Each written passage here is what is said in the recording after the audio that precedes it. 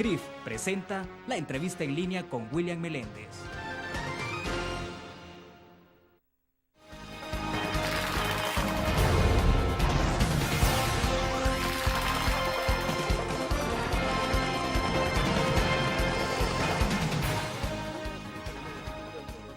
Bienvenidos a la entrevista en línea, transmitimos en tiempo real desde la sala de redacción de La Prensa Gráfica. Gracias a ustedes que nos acompañan a través del www.laprensagráfica.com, también a nuestros televidentes que están con nosotros en Canal 25 a las 9 de la noche. Pueden participar si ustedes lo desean.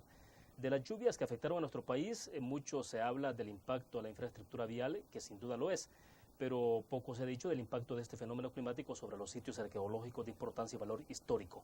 Hay dos lugares que sufrieron las consecuencias y ahora son un motivo de preocupación. Con nuestro invitado de este lunes queremos conversar sobre esos temas. Está con nosotros en nuestros estudios Ramón Rivas, él es el director nacional de Patrimonio de la Secretaría de Cultura de nuestro país. Ramón, bienvenido, un gusto. Es un gusto saludarle, un placer poderme dirigir a los salvadoreños y al mundo entero pues, que nos está escuchando. Perfecto. Ramón, para comenzar entonces, lo vimos bastante activo en medio de la tormenta, en medio del temporal que sufrió nuestro país. Y la semana pasada fue una especie ya de hacer los cálculos, debo pensar un poco más en frío. Cuéntenos qué impacto tuvo esto de las lluvias sobre el patrimonio de nuestro país. En primer lugar, déjeme decirle que nosotros, por vivir en un país altamente vulnerable y partiendo pues de que el patrimonio, y en este caso el patrimonio tangible, es altamente vulnerable, estamos pendientes pues para lo que pueda suceder, pero en este caso nosotros no nos imaginamos que las lluvias iban a extenderse por tanto tiempo, ¿no? Entonces, y la forma intermitente con que cayeron en nuestro territorio nacional. Ya los primeros 2 días empezamos a recibir llamadas, porque tenemos un comité, no podríamos decirle comité de emergencia, pero es un comité que está pendiente, ¿no?, en la Secretaría de Cultura de la Presidencia, de monitorear. Ya cuando hay una lluvia después de 3 horas nosotros estamos monitoreando, ¿no? Y sí decirle pues que las primeras llamadas comenzaron a venir de San Andrés, en donde nos decían que en San Andrés había temor que el río se desbordara. Esa fue una llamada a las 6:30 de la tarde, inmediatamente yo me fui. Sí, sí. Y ellos nos dicen que había un problema, pues, porque el río sonaba un tanto raro y a la vez tenían miedo. Yo hablando con los ancianos ahí del lugar, ellos me dicen, no se preocupe señor, aquí esto nunca ha causado daños. Por más que llueva, esto nunca ha causado daños. En los primeros 2 días. En los primeros 2 días. Hemos subido, hemos visto así y veíamos que el río estaba a 3 metros todavía para subir al nivel donde se encuentran el suelo, pues, ¿verdad? Estamos hablando, usted estuvo en el lugar en ese momento. Exacto, estuve un jueves antes. Estamos hablando del caso de San Andrés. De San Andrés. Y entonces nos regresamos, además de una oscurana terrible. Ya el sábado en la noche, sí, me llamó la vigilancia y eran las 11 de la noche, 10:30, 11 de la noche. Y yo digo, pero dice, esto nosotros no podemos ver nada, hay una oscurana terrible, ¿y qué hacemos? Y yo digo, pónganse a salvo ustedes, ¿no? Inmediatamente yo tomo contacto con el ejército y el ejército me dice, ahí vamos a estar. Después me llaman y me dicen, esto es imposible, el río se ha desbordado, ha roto toda la borda y nosotros no podemos prácticamente hacer nada. Yo me hice presente al día siguiente a las 6 de la mañana y el daño era desastroso, pues. O sea, cuando usted llega el siguiente día, todo estaba inundado. Todo completamente inundado. ¿Qué encuentra inundado entonces en ese momento?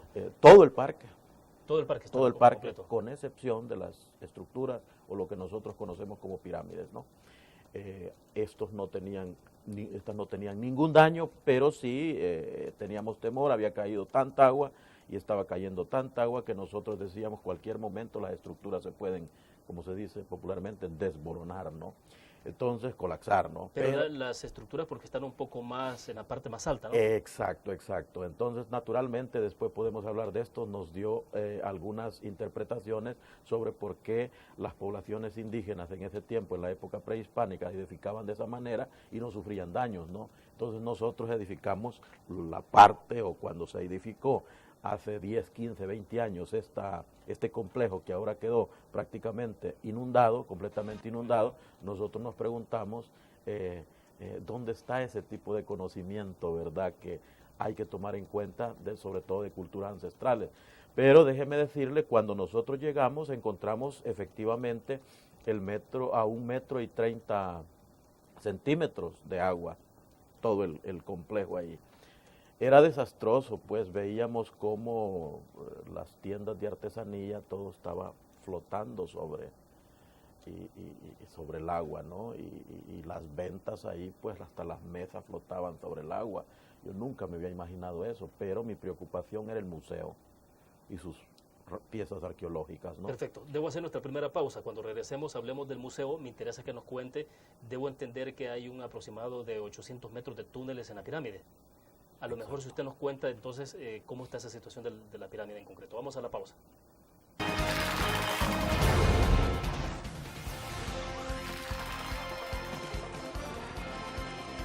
Ahí está todo flotando.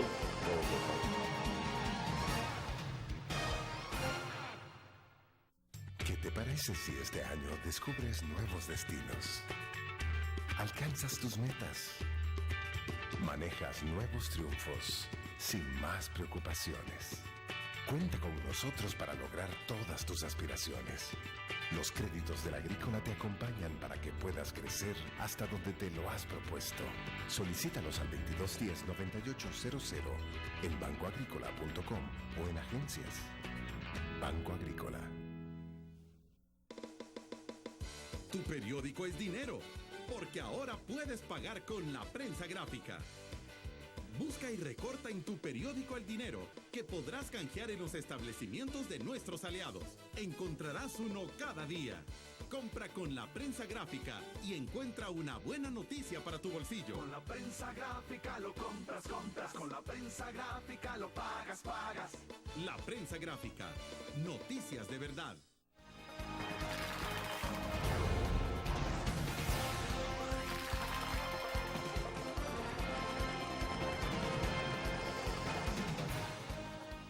Bien, está con nosotros en nuestros estudios Ramón Rivas, director nacional de Patrimonio de la Secretaría de Cultura. Ramón, nos quedamos en 2 puntos exactos, entonces ya entrando a la fase del análisis de daños concretos. En la estructura de la pirámide le decía, debo entender que son como 800 metros que hay, ¿no?, de túneles. Más o menos. Ese es más o menos el estimado. ¿Qué pasó con esa estructura interna? Porque la preocupación que había de algún experto en esos días era eso, que se rumoraba de que también se había infiltrado el agua, que había inundación. No. Explíquenos usted. Afortunadamente, ya fundar, ante el llamado de nosotros, pues había quedado ese proyecto ahí desde hacía un año parado, pues. Entonces nosotros lo que hicimos fue llamarles y decirles esto 7 meses antes de las lluvias. Ellos comenzaron a trabajar, a hacerle un reforzamiento interno y también en la salida, y entonces ahí no hay ningún daño, afortunadamente. Eso está prácticamente, y es curioso, hasta seco se encontró debajo de las estructuras y en la parte del túnel, ¿no? El problema que nosotros tuvimos fue en el obraje de añil. Un obraje de añil que data de 1600, un obraje de añil de un incalculable valor histórico y cultural, ¿no?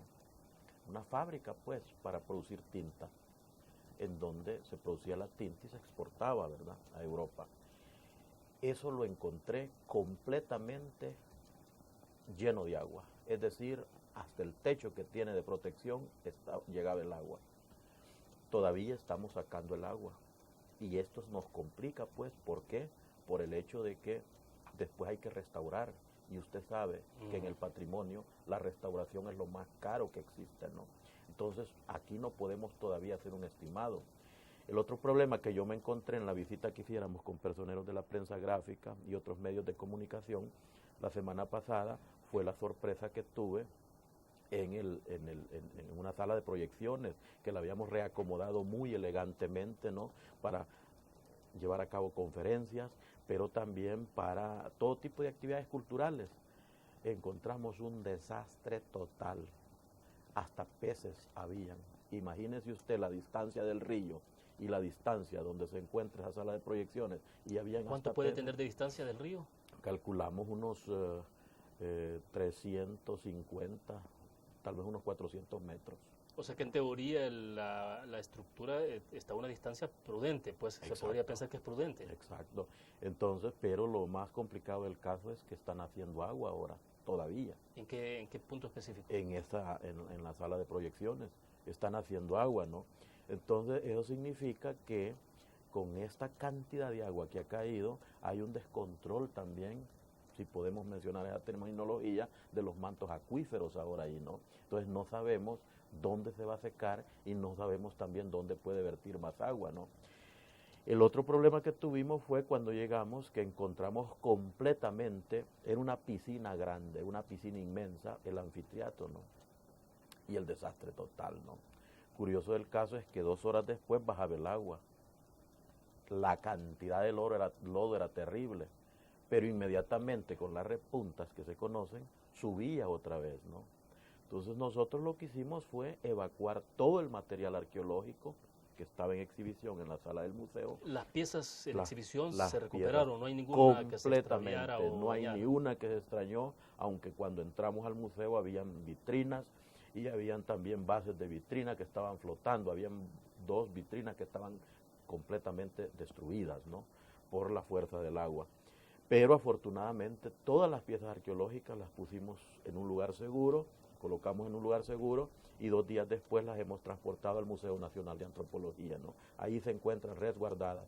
Ahora se está naturalmente haciendo una limpieza total, pero estamos preocupados, pues, porque hicimos primeramente un balúo de los daños y nosotros ahora vemos que ese balúo es prácticamente una cifra de caricatura, ¿no?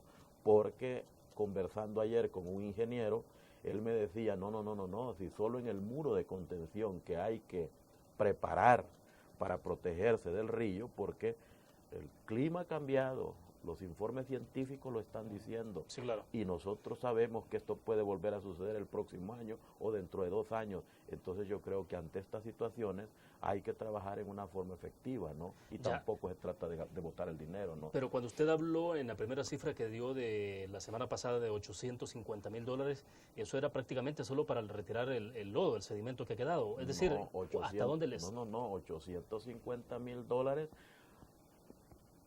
para sufragar los gastos del todo el patrimonio nacional del país, ¿no? Pero ahora nos damos cuenta que la verdadera dimensión, los verdaderos daños, sobrepasan esa cantidad en mucho más, ¿no?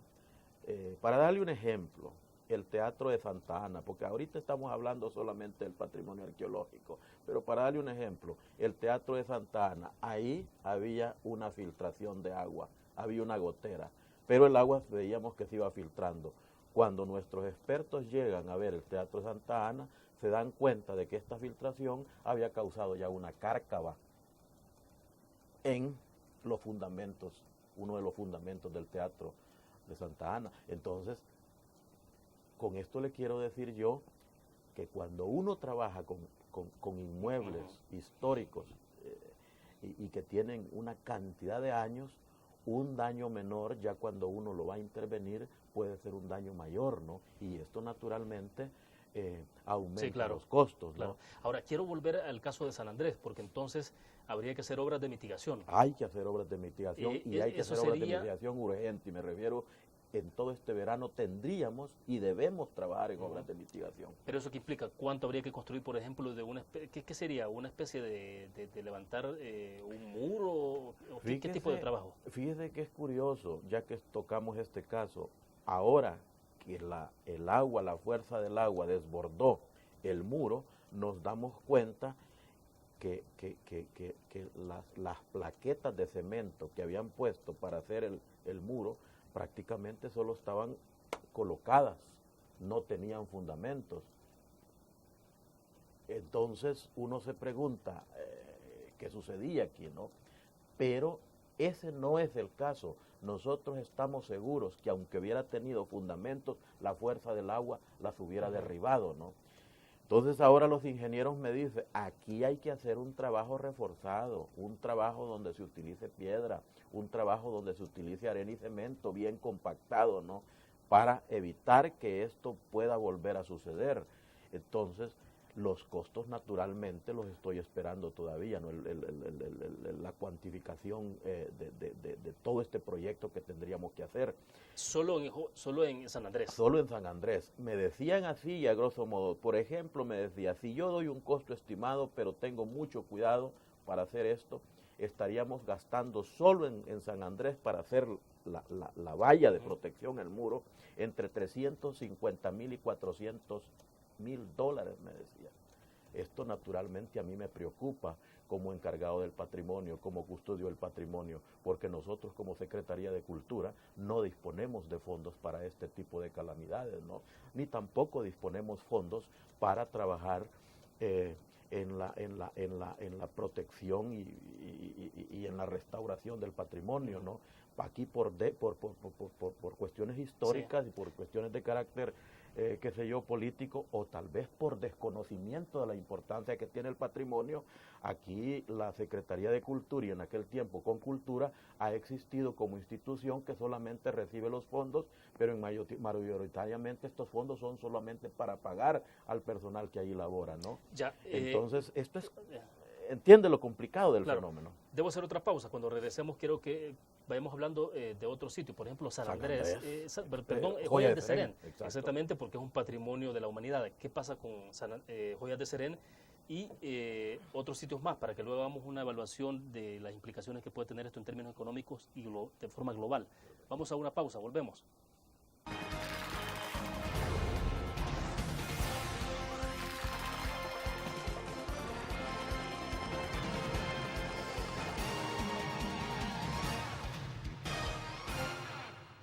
¿Qué te parece si este año estrenas ilusiones? Descubres nuevos destinos. Construyes tu futuro sin más preocupaciones. Cuenta con nosotros para lograr todas tus aspiraciones. Los créditos del Agrícola te acompañan para que puedas crecer hasta donde te lo has propuesto. Solicítalos al 2210-9800 en bancoagrícola.com o en agencias. Banco Agrícola.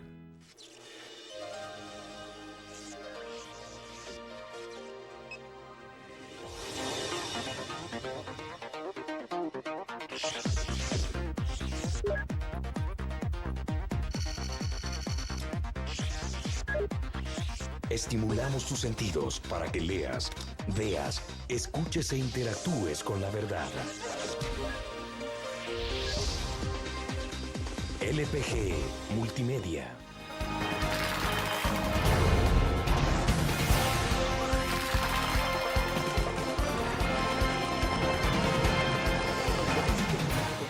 Serias consecuencias, estamos hablando de Joyas de Serén.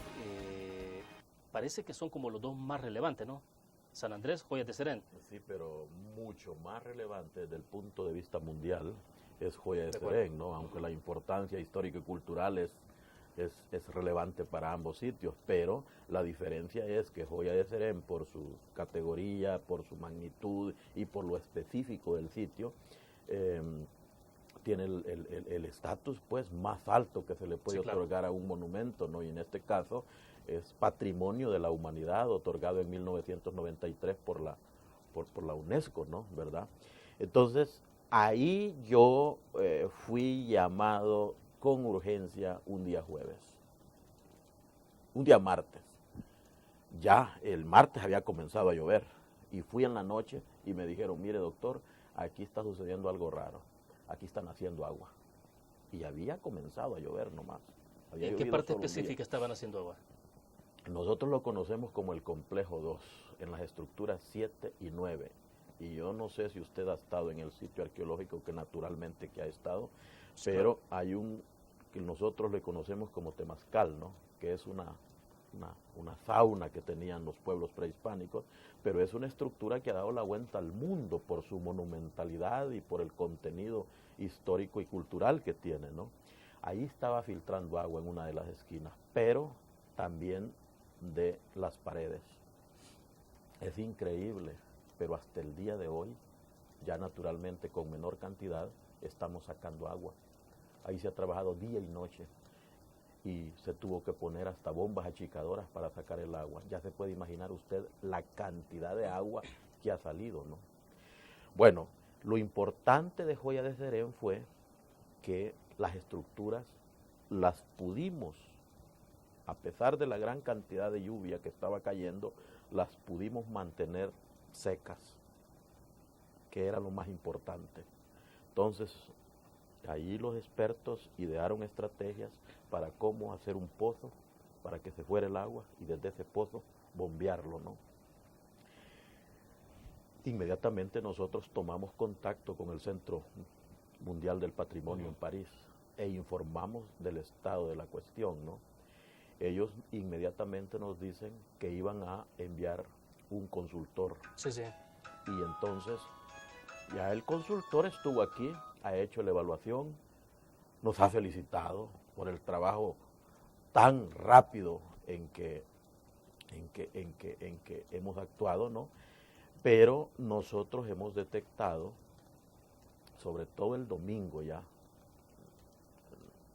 cuando las lluvias estaban por terminar, que como también el río Sucio pasa a un lado de del complejo arqueológico, la fuerza del agua fue minando el muro, y es un muro natural, ¿no? Y de pura tierra, es decir, más que tierra es tefra, porque es el producto de la erupción volcánica de hace 1500 años. O sea, tenía una especie de protección natural ante el río. Era una especie de protección natural, pero ahora con la fuerza del río ha ido minando y se ha convertido en una cárcava. Nosotros hemos ido a verificar y hemos visto que a unos 10 centímetros ya del complejo, que le decimos complejo número 1, ya hay una rajadura, hay una grieta, y también ya hay desprendimientos.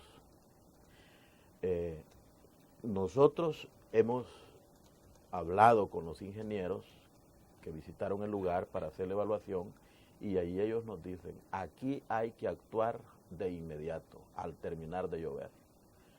Y en ese caso particular, ¿cómo se puede actuar de inmediato? Se requiere recurso. Se requiere el hecho de que recurso. sea patrimonio Exacto. de la humanidad, ¿hay acceso a un fondo de inmediato de emergencia ante la UNESCO o no? Sí, inmediatamente la UNESCO nos dijo, ustedes tienen un fondo inmediato de $75,000, del cual ustedes pueden hacer uso ya.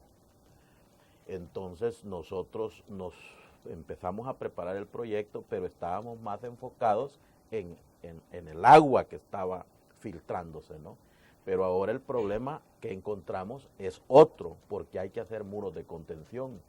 Y no son muros de contención de 10 metros a la larga o de 20 metros a la larga. Son muros de contención que tienen que tener una profundidad, nos decía el ingeniero, de muchos metros y una altura también de muchos metros.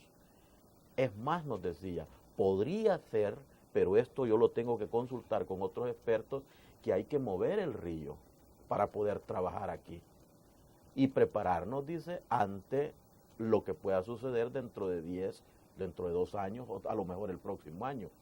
Esto significa una considerable inversión, y lo vuelvo a repetir, inversión de la que no tenemos el dinero. Aquí yo creo de que este no es un trabajo solamente de la Secretaría de Cultura de la Presidencia, es un proyecto de nación. Estamos hablando ante un importante sitio arqueológico que tiene el estatus de patrimonio de la humanidad, y por consiguiente no solamente es un proyecto de nación, sino que es un proyecto mundial, en donde el mundo entero, congregado en las Naciones Unidas, debe de centrar su mirada ahí.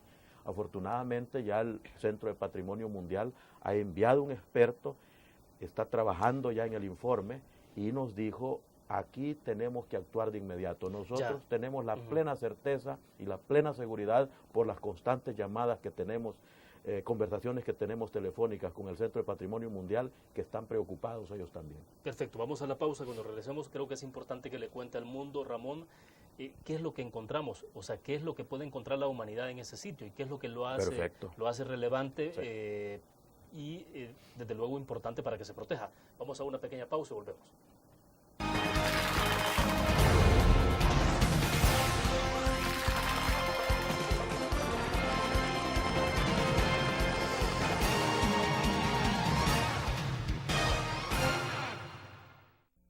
¿Qué te parece si este año alcanzas tus metas? Construyes tu futuro. Enfrentas nuevos retos sin más preocupaciones. Cuenta con nosotros para lograr todas tus aspiraciones. Los créditos de la Agrícola te acompañan para que puedas crecer hasta donde te lo has propuesto. Solicítalos al 2210-9800 en bancoagricola.com o en agencias. Banco Agrícola.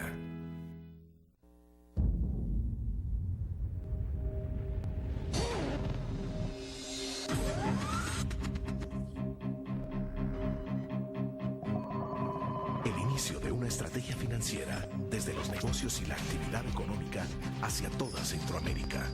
El Economista Regional, una revista especializada donde encuentras el panorama empresarial y los principales movimientos financieros. El Economista, el modelo regional de información económica.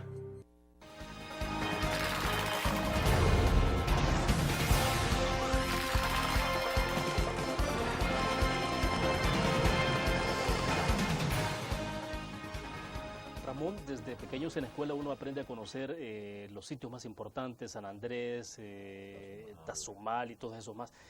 Joyas de Serén desde luego he estado ahí, pero digamos para nosotros incluso se miraba casi en la misma línea, en el mismo nivel de importancia, Tazumal, Joyas de Serén, San Andrés. Pero ¿en qué momento cuando se decide dar ese salto de calidad y se ubica en otro nivel, Joyas de Serén, qué lo hace distinto? O sea, ¿por qué la humanidad dice hay que declararlo patrimonio de la humanidad, no de El Salvador? Sí. Es que a mediados de la década de los 70, de casualidad, estaban haciendo los fundamentos para poner unos hilos para guardar granos ahí, cuando de repente empiezan a tocar algo raro, y eran los techos, pues. Después se dan cuenta que eran los techos de unas casas, pero unas casas raras, decía la gente. Se llamaron a los arqueólogos y llega el arqueólogo de la Universidad de Colorado, Payson Chis, que hacía ya varios años andaba trabajando aquí en proyectos arqueológicos, y empieza a trabajar ahí, pues. Y para su sorpresa se van dando cuenta de que era un pueblo completamente soterrado. Soterrado después por las investigaciones que se dan, por la erupción que hizo en el año 650 después de Cristo, un cerro que está ahí que se llama Loma Caldera, que ahora parece un cerro insignificante. Entonces el cerro hizo tanto destrozo, lanzando ceniza, lanzando lo que ellos dicen proyectiles, que son las piedras calientes, que soterró completamente el lugar y naturalmente ese poblado. Ahí lo que podemos ver solo es una parte, ¿no? Porque las prospecciones geofísicas que se han hecho posteriormente demuestran de que toda esa parte ahí está soterrada por ceniza volcánica, y son pueblos de ese momento. Entonces, ¿qué sucede? Cuando los arqueólogos empiezan a excavar, naturalmente con la minuciosidad que brinda la arqueología, van encontrando que la gente fue sorprendida por esa hecatombe, y ahí está todo, pues. Por ejemplo, se encontraron ollas con la comida adentro, se encontraron restos de algunos animalitos, por ejemplo un ratón ahí totalmente, pero también se encontró la forma de vida intacta de esa gente, las milpas que por la ceniza incandescente que cayó y un fenómeno natural ahí de minerales hizo que todo esto quedara intacto. Una especie de petrificación Exacto, entonces es parecido a lo que sucedió en Pompeya, ¿no? Que Sí, después sí. lo descubren después, por eso muchos dicen es la Pompeya de América. Entonces, esto lo hizo único, además las estructuras, cuando digo estructura me estoy refiriendo a lo que ahí se ve, son de tierra, único en el mundo. Entonces lo que sucedió ahí es que la gente puede encontrar exactamente cómo vivía la gente, los pobladores prehispánicos hace más de 1500 años en ese lugar. En las últimas investigaciones, pues, de hace 3 meses, el arqueólogo Payson Chis, que sigue investigando el lugar, encontró incluso un sagbed, que es un camino sagrado que utilizaban los mayas, ¿no?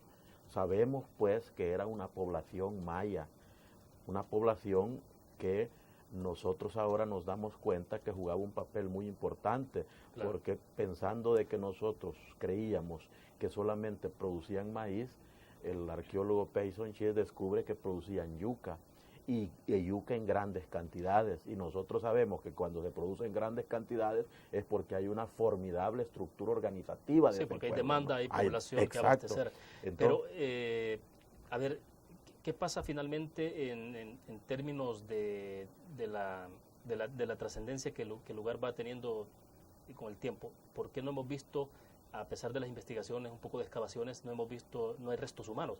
Significa que la población salió totalmente en desbandada y dejó todo como estaba. se han encontrado solo huellas, y eso lo puede usted ver en el museo, que afortunadamente no sufrió ningún daño. Pero sí la gente tuvo el tiempo, pues, de salir corriendo. Tal vez los restos humanos podrían encontrarse en otro lugar, ¿no?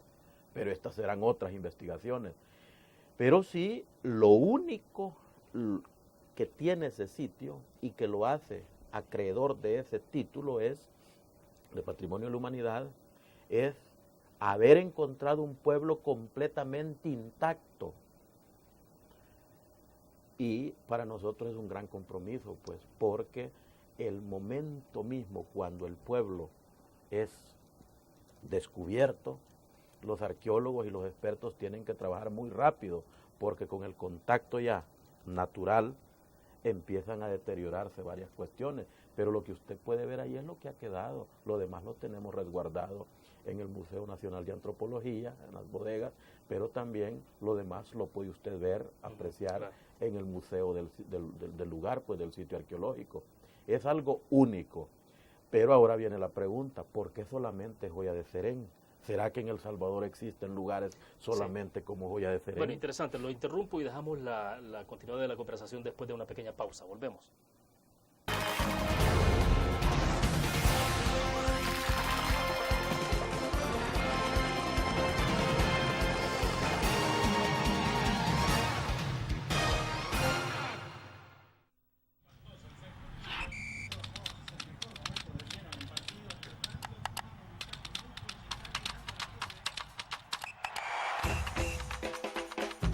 La emoción del deporte está en www.elgráfico.com.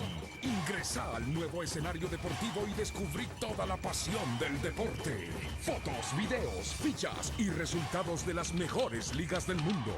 Elgráfico.com. Conectados por deporte. Blur. La revista más innovadora y moderna de todos los tiempos. Única en su estilo, creativa. Un espacio exclusivo y reservado de entretenimiento y diversión, llevada al máximo. Blur. Time Out Movie. Lo mejor de la cartelera. Art. Shopping. La guía de la moda. Go. Viajes cortos fuera de la ciudad. Blur.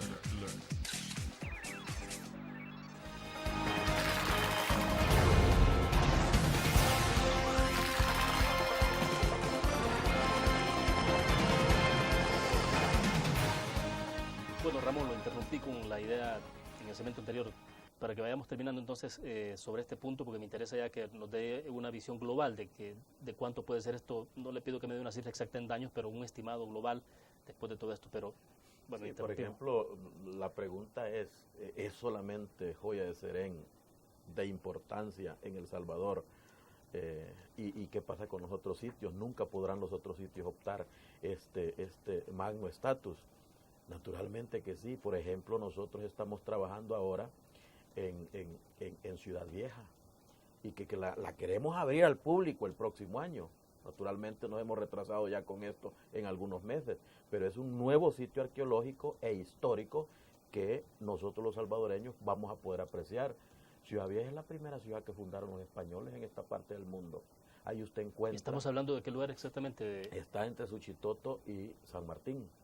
Pero usted allí va a encontrar exactamente el primer poblado que edificaron los españoles. El primer lugar donde vivían los indígenas aliados, los tlacaltecas, que venían con ellos desde México, y dónde estaban ellos ubicados. Allí va a encontrar usted el cabildo, allí va a encontrar usted dónde estuvo la iglesia, allí va a encontrar usted dónde estuvieron los lugares que utilizaban para herrería, y allí va a encontrar usted todos los jardines que tenían ese grupo de españoles, que consideramos que eran 73. ¿Cuántas manzanas puede ser ese lugar? Es bastante amplio. Es amplio, pero no tan amplio. Allí ellos vivieron solamente 14 años y por razones que nosotros todavía no sabemos, inmediatamente después de 14 años emigraron a lo que hoy es el actual San Salvador.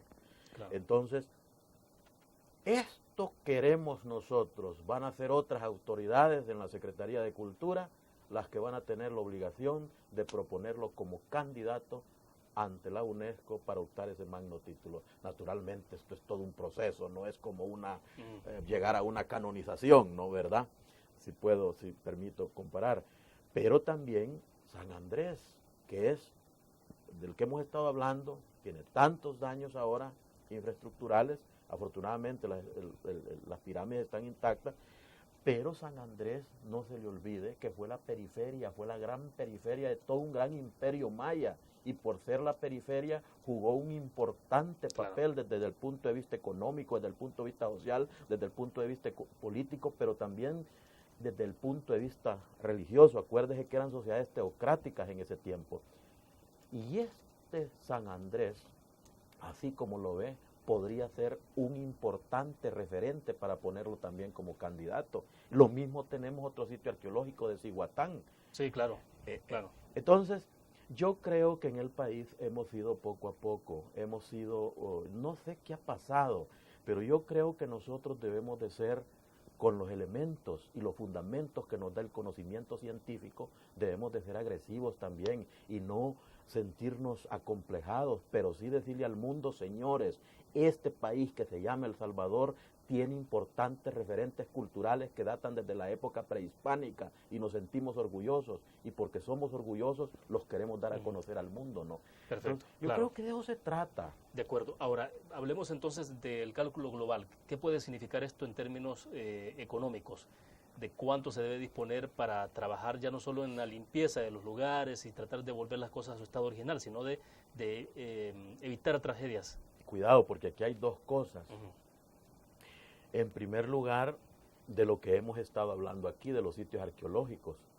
Y yo soy un tanto cuidadoso, pero solo en los sitios arqueológicos podríamos estar hablando de unos $900,000 en estos dos sitios arqueológicos. Pero no se le olvide a usted que nosotros como custodios del patrimonio tenemos bajo nuestra responsabilidad 23 iglesias católicas que tienen el estatus más alto aquí en el país y que son monumentos nacionales. Y que de estas 23 hay 7 que nos han llamado porque hay daños, ya sea de filtración o otro tipo de situaciones. Pero hay otros inmuebles que tienen la categoría de patrimonio a nivel nacional y a lo largo y ancho del país. Por ejemplo, tenemos casas de la cultura que por su antigüedad o por las características arquitectónicas que tienen de los últimos 250 años, tienen el estatus de patrimonio nacional, ¿no? Claro. Entonces, ¿se va a recurrir con el nuevo presupuesto a decir necesitamos más? Pues sí, no se pierde nada con pedir. Nosotros, el asunto es que se dé, pero bueno. Con el señor secretario de Cultura de la Presidencia, el doctor Héctor Zamur, hace 4 meses llegamos a la honorable Comisión de Cultura de la Asamblea Legislativa y les hemos dicho que necesitamos, como Secretaría de Cultura de la Presidencia, un presupuesto anexo al presupuesto que nosotros tenemos para salvaguardar el patrimonio. ¿De cuánto se presupuesto? Esto no es invento porque sucede en casi todos los países del mundo, porque todos los países del mundo tienen patrimonio. Entonces siempre en estos países existe una partida para salvaguardar el patrimonio. Pero no nos explicamos, yo personalmente no me explico el por qué este país se empecina en que el patrimonio pasa desapercibido, ¿no? Y solo en situaciones de crisis es que comienzan a preguntar y a decir se arruinó esto, se deterioró esto y qué está pasando con esto. Yo creo de que este desastre que hemos tenido nos debe de llevar a la reflexión, y la reflexión es de que el Estado está en la obligación de destinar una partida para la salvaguarda del patrimonio. ¿De cuánto debe ser? Pues mire, comencemos con algo simbólico. $1 millón, $1,5 millones todavía es poco para todo el trabajo de restauración que hay que hacer constantemente en todos los monumentos y en todo el patrimonio que tenemos edificado en este país. De acuerdo, vamos a una pequeña pausa y regresamos con más de la entrevista en línea. Volvemos.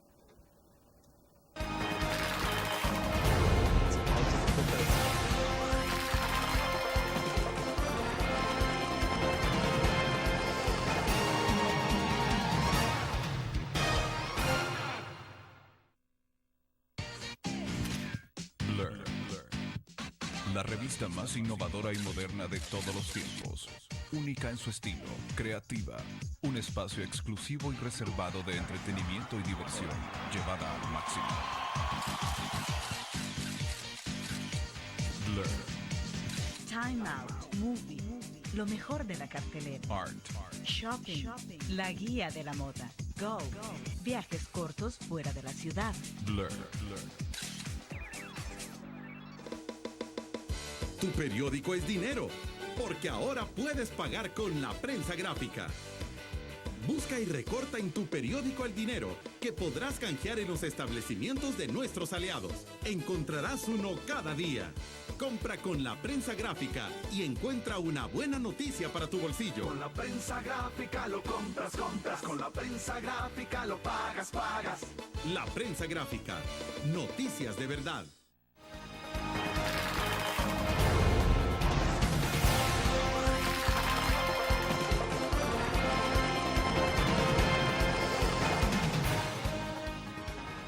Decía usted entonces que de manera simbólica pueden comenzar con ese fondo especial para salvaguarda de los sitios con $1 millón, por ejemplo. Pero ¿qué voluntad ha visto usted? Es decir, ¿es posible eso o no? Porque acá se habla de prioridades en prioridades y ahora se habla de la necesidad de poder darle comida a la gente que resultó afectada, a la gente que perdió todas sus cosechas. Entonces, en algunos momentos se habla de salvar la vida de las personas, que no se mueran de hambre, y en el otro es de cómo salvaguardar estos sitios. Entonces, ¿cómo estamos en términos de prioridades? Porque ese es el punto. Yo creo que en este tipo de situaciones, naturalmente, hay que establecer prioridades. Y aquí esto es indiscutiblemente. Número uno, yo estoy totalmente de acuerdo que la prioridad es, primero, el individuo y su familia, ¿verdad? Pero también en este tipo de situaciones nosotros debemos de ponernos a pensar de que una sociedad es un componente en donde todos los sectores y todas las instituciones que conforman esa sociedad y todos los ingredientes que conforman esta sociedad son importantes para el futuro de esta sociedad. Entonces, en este sentido, la obligación que tenemos nosotros es no deshacernos o no dejar por un lado un determinado ingrediente, y me refiero aquí al patrimonio, ¿no? Porque hoy puede ser prioritario otra cosa, pero mañana puede ser número uno, ¿no? Entonces, yo lo que quiero decir es con esto que todos los componentes que tiene una sociedad están en función de y tienen una función. Entonces, por consiguiente, la obligación es de tomar en cuenta todos esos componentes. Espero que me doy a entender, ¿no? Y estoy hablando de una teoría funcionalista, ¿no? Pero sí, yo creo que el patrimonio es tan importante para un pueblo como es la religión, como es la economía, como es la salud y como es la misma política, ¿no? Un pueblo que no cuida su patrimonio, un pueblo que no le da importancia a su patrimonio, es un pueblo que no tiene conciencia de su pasado, es un pueblo que no va a tener conciencia de su presente, ni mucho menos le puede apostar al futuro, ¿no? Entonces, en este sentido, para que yo como Ramón Rivas pueda vivir, tengo que saber conscientemente quiénes fueron mis familiares, qué hicieron mis familiares. Claro. Es la analogía que trato de hacer con el patrimonio, ¿no? Y si sé yo quiénes fueron mis familiares, trato de entender el por qué hoy soy como soy y de la misma manera trato de proyectarme al futuro, ¿no? Porque tengo referentes de mis familiares, ¿no? Pero Ahora, el caso particular de Joya de Serén, me decía usted en algún momento de cómo esto se puede explotar en términos turísticos, ¿no?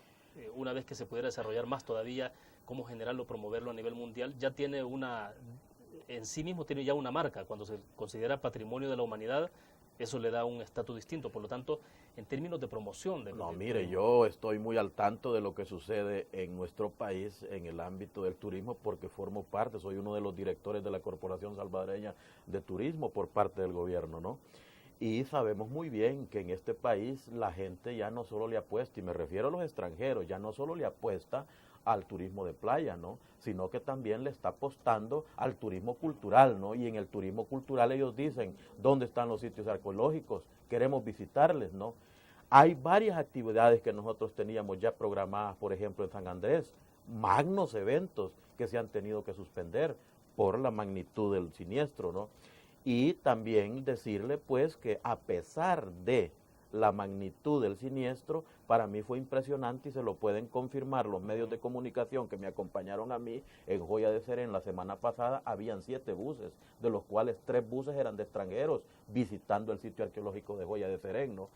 Estos, en términos monetarios, son divisas para el país. Claro. Y yo creo de que también hay que ponernos a pensar y hay que tener muy claro, el patrimonio también es motor de desarrollo social, desarrollo económico y desarrollo cultural también. Entonces, hay que verlo como un importante componente de la educación. Perfecto.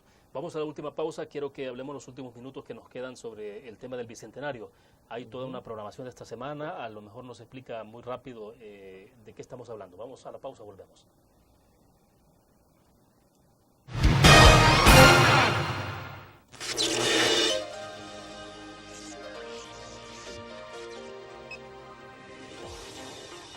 A ver si se animan los diputados.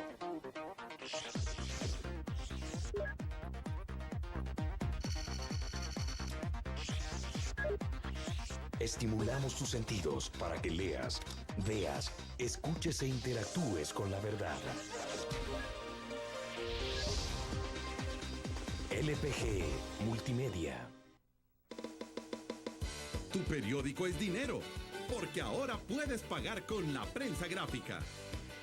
Busca y recorta en tu periódico El Dinero, que podrás canjear en los establecimientos de nuestros aliados. Encontrarás uno cada día. Compra con la prensa gráfica y encuentra una buena noticia para tu bolsillo. Con la prensa gráfica lo compras. Con la prensa gráfica lo pagas.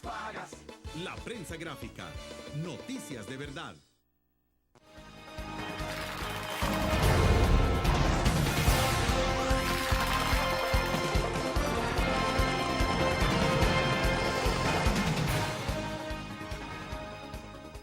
Bueno, estamos en ruta del evento más importante de este año, me pensaría yo, en términos culturales, que es el Bicentenario, la celebración, la conmemoración del Bicentenario.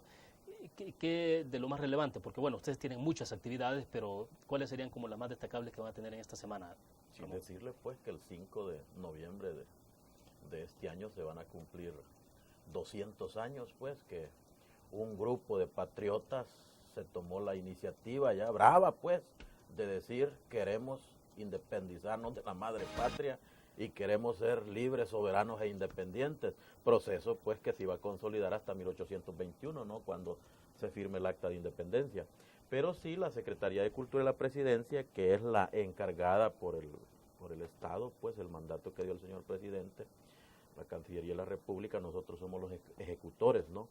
Hay toda una cantidad de actividades que nosotros las hemos tenido que cortar por la magnitud del siniestro que acabamos de tener y también por respeto a todas aquellas víctimas de esto, ¿no?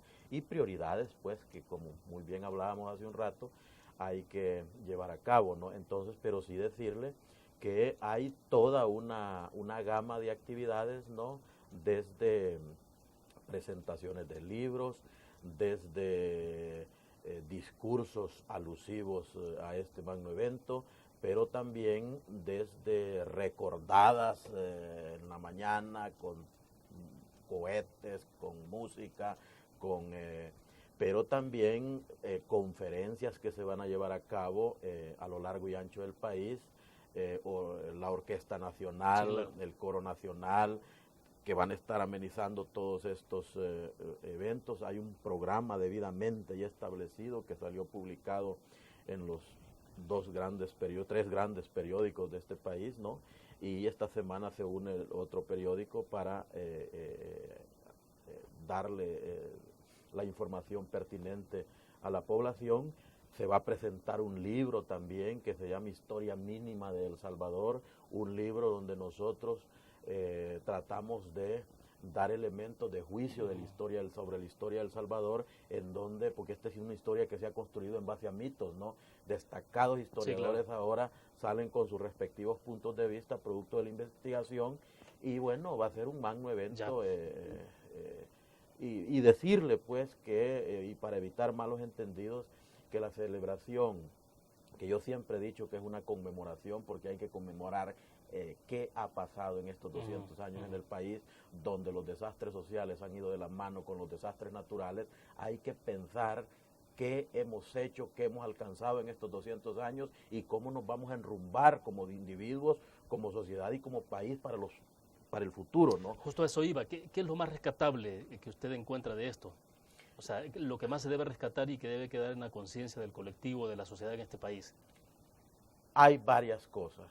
Y es una pregunta muy complicada que usted me hace, sobre todo si vamos a hablar de 200 años. Pero sí decirle que para mí lo más significativo que ha sucedido en estos 200 años es la firma de los acuerdos de paz, ese bendito 16 de enero de 1992, en donde si nosotros nos fijamos y leemos a plenitud y reflexionamos sobre el contenido de esos acuerdos de paz, yo le aseguro, y si hubiéramos puesto en práctica, y si pusiéramos todavía en práctica el contenido de la firma de esos acuerdos de paz, yo creo que estaríamos caminando, estaríamos sobre los rieles de una sociedad hasta cierto punto modelo en el resto del continente americano.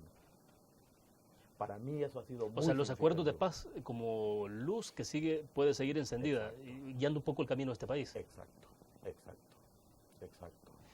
Y en el contexto del Bicentenario, digamos, esto nos hubiera caído ideal, o sea. Yo creo que sí. Y lo más desastroso que ha sucedido en este país para mí ha sido la violación que en una forma persistente se ha hecho a los derechos fundamentales del ser humano. En este país por 200 años se ha asesinado, se ha violado el respeto de los derechos humanos, pero también se han asesinado personas tan importantes, luces para este país, caso Monseñor Romero, caso jesuita, todos aquellos sacerdotes que fueron asesinados durante todo el conflicto, ¿no? Pero sobre todo en las finales de la década de los 70 y 80 hasta el 83, que con lujo de barbarie fueron asesinados, aquellas extranjeras, las monjas Merinol que fueron asesinadas. En este país se ha asesinado a diestra y siniestra. Entonces, yo creo que ahora que llegamos a los 200 años, debemos de reflexionar sobre todo esto que ha pasado y decir después del 5 de noviembre, punto y final. Ahora tenemos que conformar una sociedad de entendimiento, donde todos nos sepamos entender y donde usted puede tener divergencias políticas, pero como sucede en otras partes del mundo, las divergencias políticas se hablan hablando, se entienden hablando. Y bueno, ese es como el escenario ideal, pero bueno, hoy por hoy tenemos un título bastante deshonroso que es como el país más violento del mundo. Y no es para sentirse orgulloso, es para sentirse deshonrado, pero yo creo que si ya lo están diciendo, nosotros debemos a partir del 6 de noviembre enrumbar este país dentro de otra perspectiva y verlo como un proyecto de nación y no como un proyecto de determinado partido político o determinado sector de la iglesia. Este problema, este sello que nos han puesto, nos debe de llevar a pensar de que la solución es dentro del marco de un proyecto de nación. Bueno, se nos fue el tiempo. Gracias, Ramón. Muy gentil, muy amable. Bien, terminamos así la entrevista en línea. Gracias a ustedes por su fiel sintonía. Nos vemos mañana a la misma hora.